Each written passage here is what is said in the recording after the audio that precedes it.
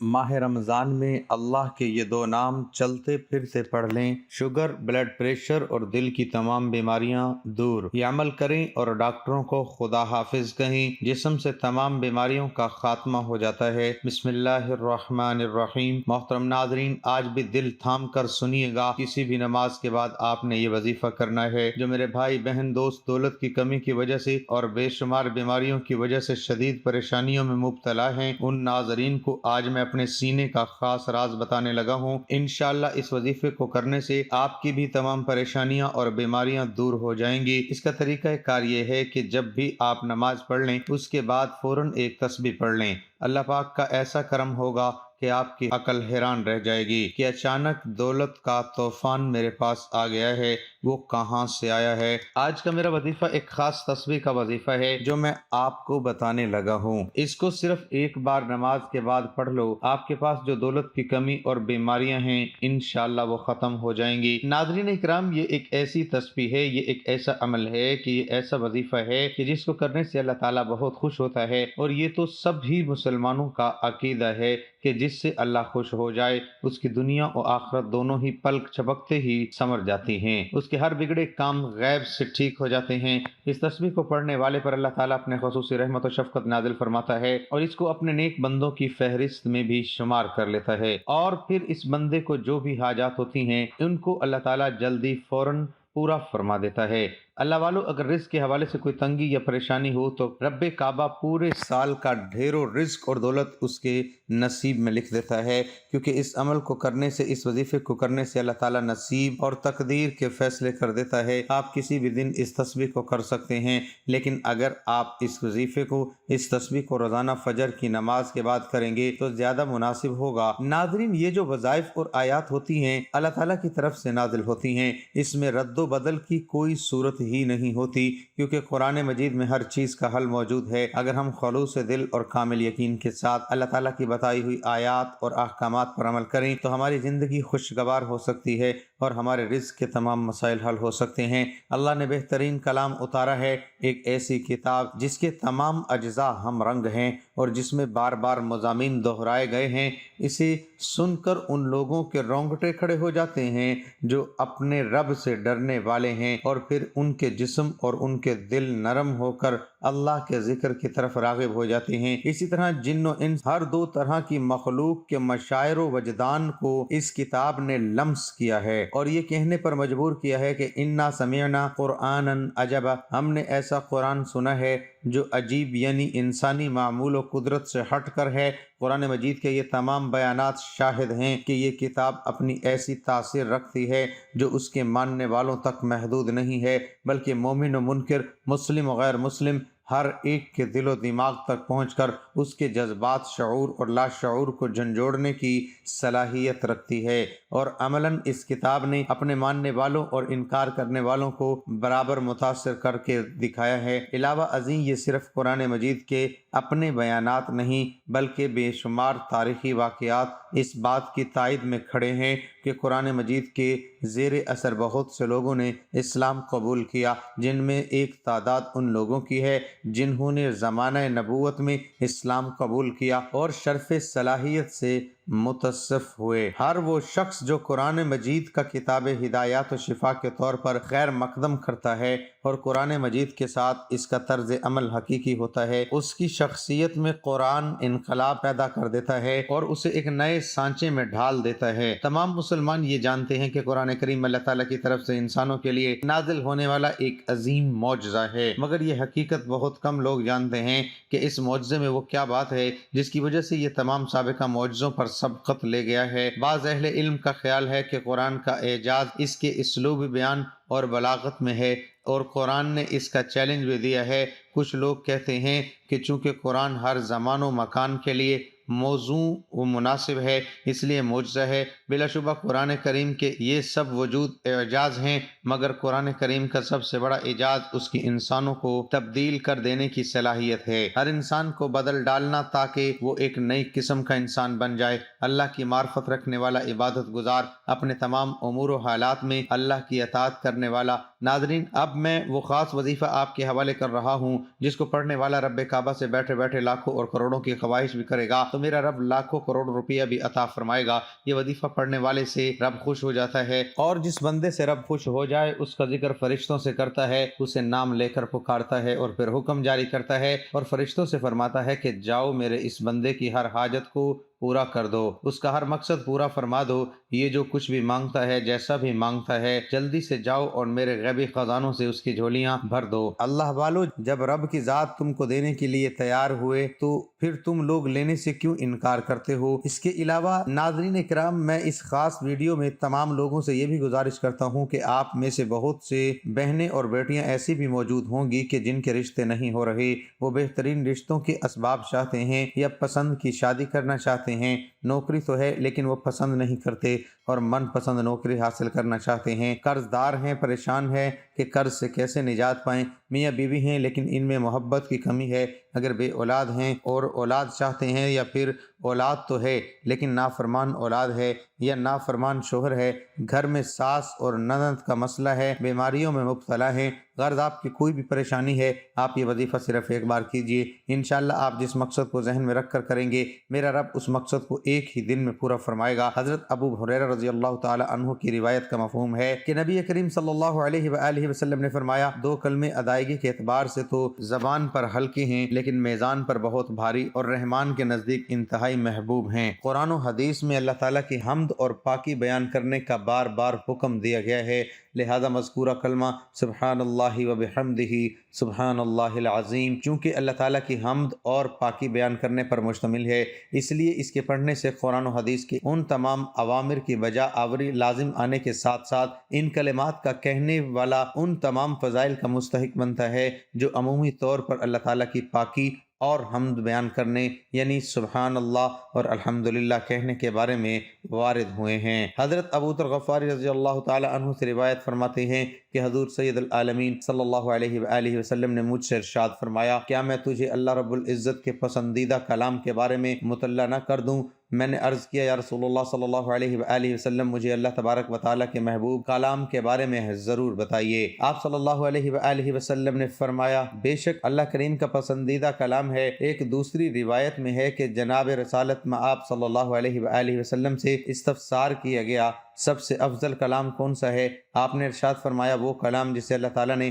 اپنے ملائکہ اور بندوں کے لیے خاص کر لیا ہے، وہ ہے سبحان اللہ و بحمدہ سبحان اللہ العظیم۔ حضرت ابو ہریرہ رضی اللہ تعالی عنہ سے روایت ہے کہ نبی کریم صلی اللہ علیہ وآلہ وسلم نے ارشاد فرمایا، جو شخص ایک دن میں 100 مرتبہ سبحان اللہ و بحمدہ سبحان اللہ العظیم پڑھتا ہے، اس کے گناہ مٹا دیے جاتے ہیں، اگرچہ وہ سمندر کی جھاگ کے برابر ہوں۔ حضرت ابو امامہ رضی اللہ تعالی عنہ سے روایت ہے کہ حضور اکرم صلی اللہ علیہ وآلہ وسلم نے ارشاد فرمایا، جس شخص کے لیے رات میں عبادت کرنا دشوار ہو، یا جو اپنا مال خرچ کرنے میں گرانی محسوس کرتا ہو، یا جو دشمن سے برسر پیکار ہونے سے ڈرتا ہو، وہ سبحان اللہ و بحمدہ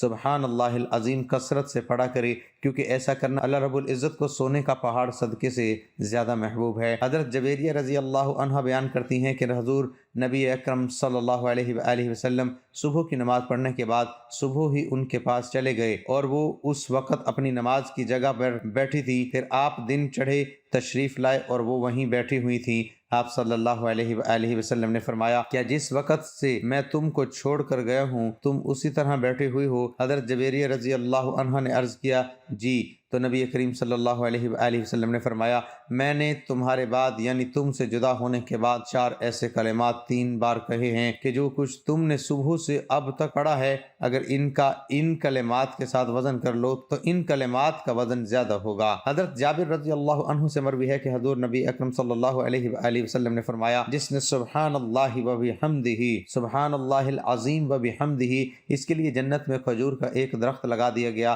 رسول اللہ صلی اللہ علیہ وآلہ وسلم نے ایک دن صحابہ کرام رضوان اللہ علیہم اجمعین سے فرمایا، سبحان اللہ و بحمدہ 100 مرتبہ پڑھو، جس نے اسے 1 مرتبہ پڑھا اس کے لیے 10 نیکیاں لکھی جائیں گی، اور جس نے اسے 10 مرتبہ پڑھا اس کے لیے 100 نیکیاں لکھی جائیں گی، اور جس نے اسے 100 مرتبہ پڑھا اس کے لیے 1000 نیکیاں لکھی جائیں گی، اور جو زیادہ پڑھے گا تو اللہ رب العزت بھی اسے زیادہ عطا کریں گے، اور جو اللہ رب العزت سے بخشش طلب کرے گا تو اللہ رب العزت اسے بخش دیں گے۔ ایک صحابی رضی اللہ عنہ خدمت اقدس صلی اللہ علیہ وآلہ وسلم میں حاضر ہوئے اور عرض کی، دنیا نے مجھ سے پیٹ پھیر لی، فرمایا کیا وہ تسبیح تمہیں یاد نہیں جو تسبیح ہے ملائکہ فرشتوں کی اور جس کی برکت سے روزی دی جاتی ہے؟ خلق دنیا یعنی مخلوق آئے گی تیرے پاس ذلیل و خوار ہو کر، طلوع فجر کے ساتھ 100 بار کہا کر سبحان اللہ و بحمدہ سبحان اللہ العظیم۔ ان صحابی رضی اللہ عنہ کو 7 دن گزر گئے تھے کہ خدمت اقدس میں حاضر ہو کر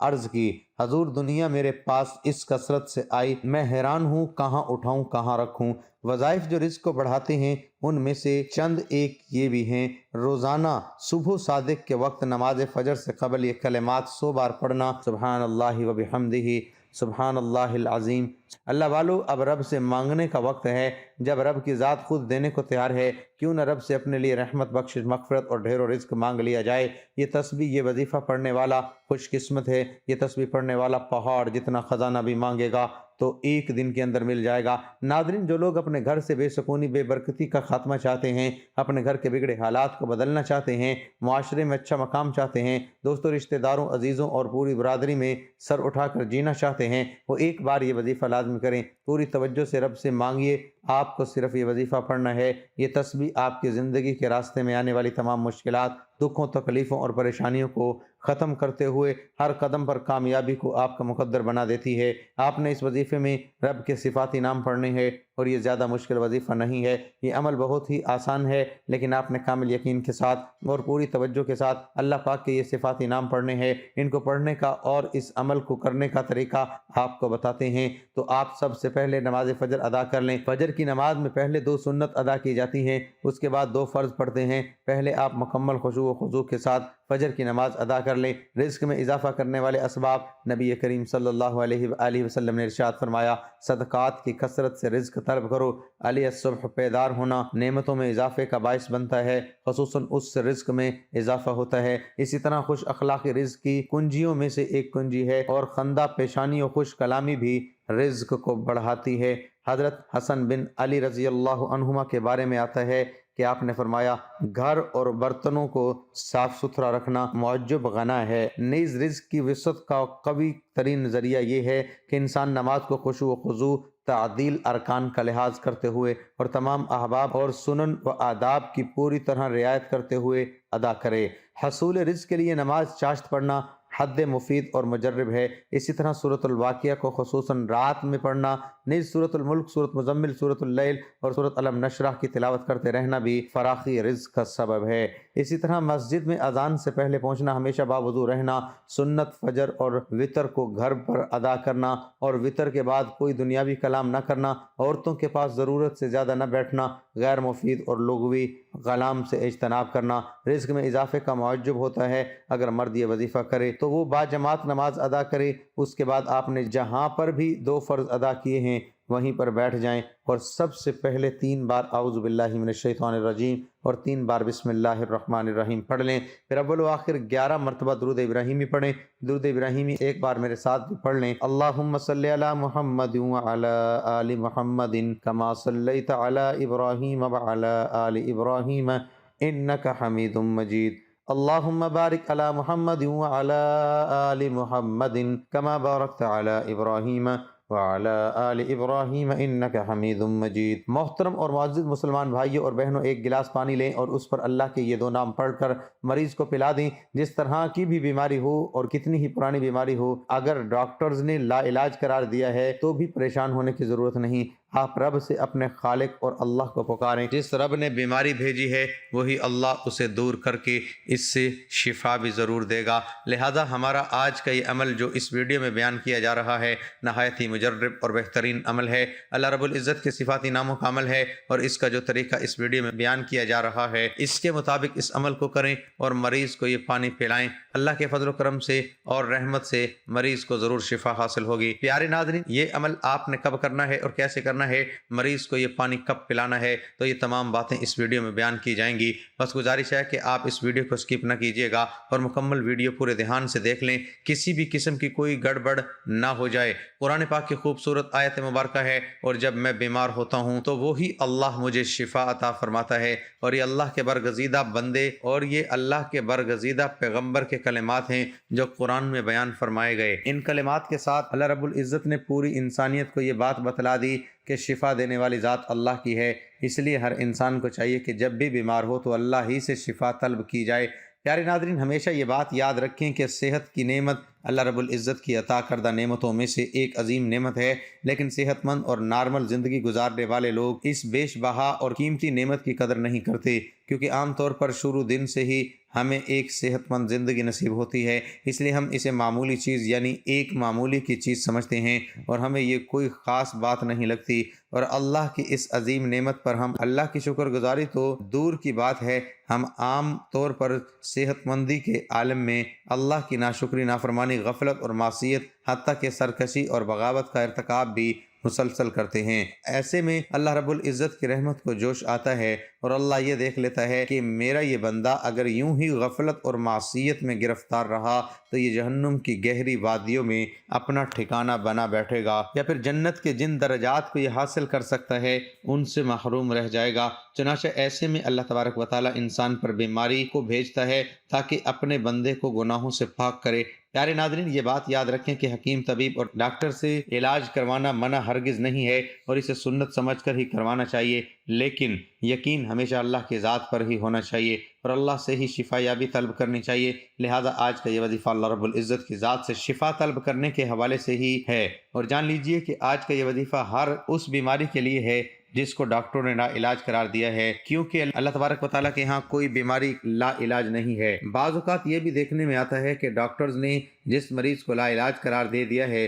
وہی کئی سال تک مزید زندگی جی جاتا ہے، کیونکہ یہ فیصلے اللہ ہی کے ہیں۔ پیارے ناظرین، آج کے اس کو آپ کسی بھی بیماری کے لیے کر سکتے ہیں، شوگر کے لیے بھی یہ عمل نہایت ہی مجرب ہے، اور جن لوگوں کو شوگر کی وجہ سے جسم پر زخموں کا سامنا ہے اور ان زخموں کی وجہ سے پریشان ہے تو وہ بھی اس عمل کو کریں، اور انشاءاللہ اللہ نے چاہا تو بہت جلد شفا یابی نصیب ہو جائے گی، اور جتنا یقین کے ساتھ یہ عمل کیا جائے گا اتنا ہی جلد شفا حاصل ہوگی۔ پیارے ناظرین، آئیے ہم جانتے ہیں کہ یہ عمل آخر کیسے کرنا ہے۔ پیارے ناظرین، اب اس عمل کا طریقہ یہ پوری توجہ سے سنیے گا اور اسی طریقے سے یہ عمل کرنا ہے جیسے بتایا جا رہا ہے۔ اس عمل کے لیے سب سے پہلے 3 مرتبہ درود شریف پڑھنا اور درود ابراہیمی سب سے بہتر ہے۔ اس کے بعد آپ نے اللہ کے 2 بابرکت نام یا اللہ یا مجیدو کا ورد کرنا ہے، اور یہ ورد 313 مرتبہ پڑھنا ہے، یعنی اللہ کے 2 نام یا اللہ یا مجیدو کو 313 مرتبہ پڑھنا ہے، اور اس کے بعد 41 مرتبہ سورۃ کوثر پڑھنی ہے، اور آخر میں 3 مرتبہ پھر سے درود پاک پڑھ لینا ہے۔ پیارے ناظرین، وظیفہ مکمل کرنے کے بعد اپنے قریب رکھے ہوئے پانی کے گلاس پر دم کر لینا ہے اور مریض کو بھی دم کر لینا ہے۔ مریض کو آپ نے یہی دم کیا ہوا پانی بھی پلانا ہے، اور اس عمل کو کم سے کم 3 دن تک جاری رکھنا ہے۔ اگر زیادہ دن تک کر سکیں تو زیادہ بہتر ہے۔ پیارے ناظرین، جیسا کہ ہم سب یہ جانتے ہیں کہ فجر کا وقت سب سے زیادہ رحمتوں اور برکتوں کا وقت ہے، لہٰذا اگر آپ یہ عمل فجر کی نماز کے بعد کریں تو سب سے بہتر ہے، لیکن اس کے علاوہ پورے دن میں جب بھی آپ یہ عمل کر لیں کوئی مذائقہ نہیں، لیکن یہ بات ضروری ہے کہ باوضو ہو کر اور پورے یقین کے ساتھ اس عمل کو کیا جائے۔ جس مریض اور جس مرض کے لیے بھی یہ عمل کیا جا رہا ہے اس کی شفا یابی کے لیے نیت کر کے یہ عمل کیا جائے۔ اب یہ بھی جان لیجئے کہ بہتر تو یہ ہے لیکن مریض خود اس عمل کو کرے، لیکن اگر مریض کسی وجہ سے خود یہ عمل نہیں کر سکتا تو پھر کوئی بھی گھر کا فرد، دوست یا رشتہ دار مریض کے لیے یہ عمل کر سکتا ہے۔ بہن بھائی، والدین یا گھر کا کوئی بھی فرد مریض کے لیے یہ عمل شروع کر سکتا ہے، اور اللہ رب العزت کی ذات پر مکمل بھروسہ کرتے ہوئے اس عمل کو کرے۔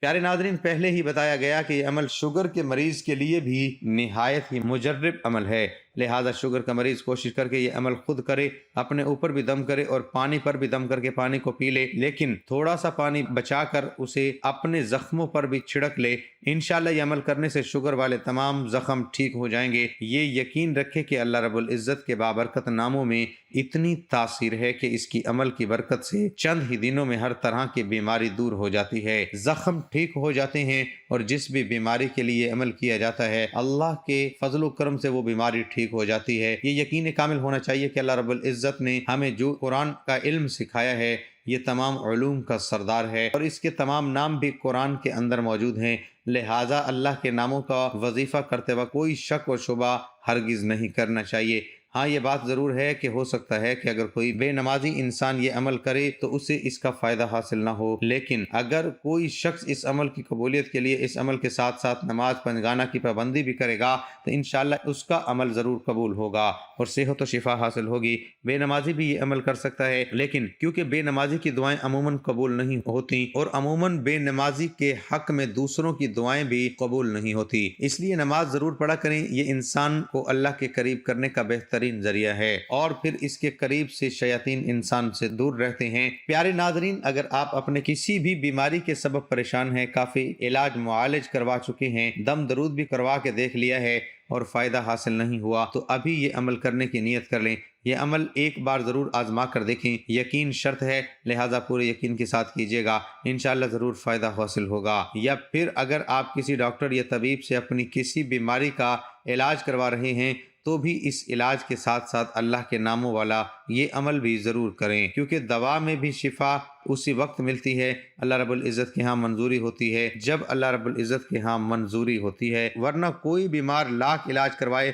اسے تب تک فائدہ نہ ہوگا جب تک اللہ نہ چاہے گا۔ اللہ رب العزت سے دعا ہے کہ نیکی کی بات کو سننے سمجھنے اور اس پر عمل کرنے کی طاقت و توفیق مرحمت فرمائے، آمین یا رب العالمین۔ ناظرین، درخواست ہے کہ ویڈیو کو لائک اور شیئر کیجیے اور چینل کو سبسکرائب کریں، جزاک اللہ۔ اللہ ہم سب کا حامی اور ناصر ہو، آمین ثم آمین۔ ناظرین، کمنٹ باکس میں اللہ تعالیٰ کے 99 ناموں میں سے ایک نام ضرور ٹائپ کریں۔